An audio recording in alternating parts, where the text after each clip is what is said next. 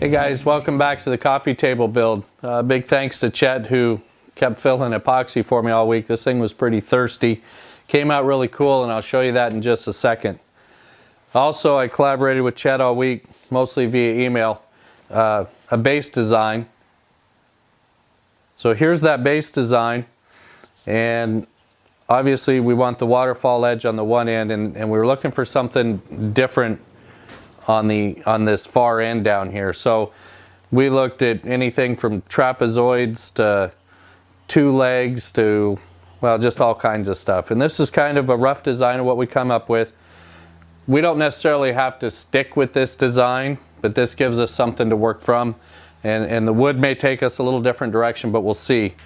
As you can see behind me, we've got a little bit of Wenge, and that's what the base is going to be done in, is in Wenge. So I'll show you the table now, and then we're going to go ahead. We've got some milling to do on the Wenge and a glue up to do so we can get those curves. And we're going to do that before jumping into getting this top sanded and start putting the Dutchmen in the top.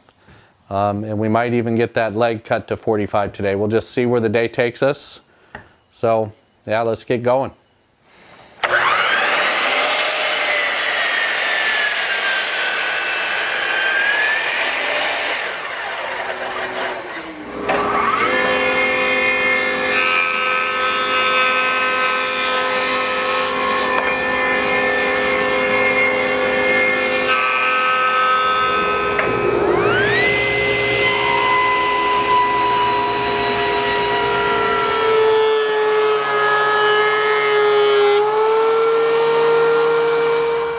Okay, so we've gone ahead and milled up the Wenge. We've got some grain matchups that are looking really good. I just wanted to give you an idea kind of on camera what I'm going to do. This is for that big curve, so you know it's going to come in something like this. You know, those are very rough, and I'll lay them out more towards what the plan is. But what I'm trying to do here is determine where the dominoes are going to go, so that we don't cut through a domino when we cut the curves in this panel. There'd be nothing worse than to have all this beautiful Wenge and have a domino showing, but we do want to use the domino both for strength, especially in this upper joint, but more for alignment on the whole thing, just save us sanding later. So I'll get this all laid out off camera, and then I'll show you before we actually cut the dominoes.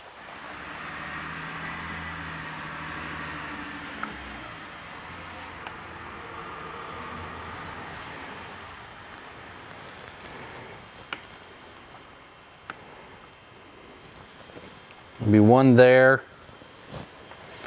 and we'll have one there, and these two out in this field just doesn't really matter. We'll put a couple out in this field, it's just for alignment.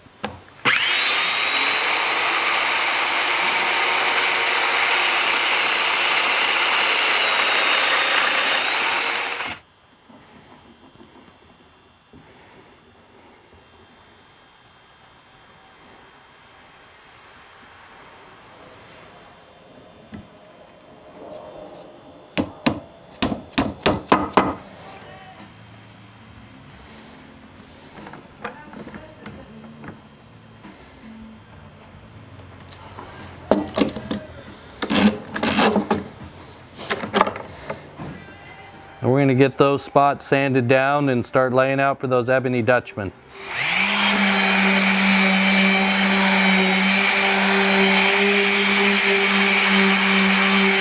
So I'm not quite sure how well those show up. It looks like we have 3, 4, 5. We're going to have 6 of them in the top. There's a couple more that I think are going to be needed for structural stuff, but we'll put them in the bottom. And we'll use a secondary material. We won't use ebony, we'll use Wenge in the bottom.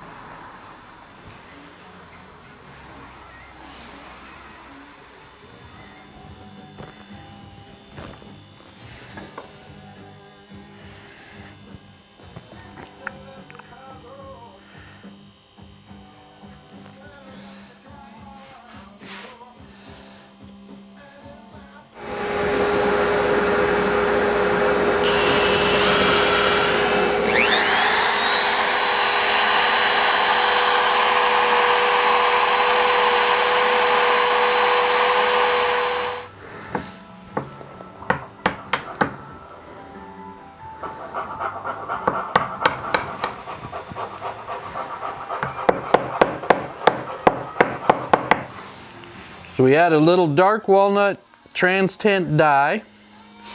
So if I got any little gaps or seams,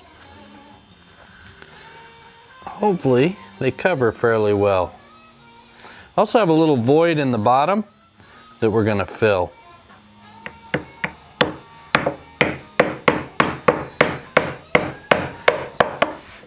So there's all the bow ties in. They still got to be flushed up once the epoxy cures.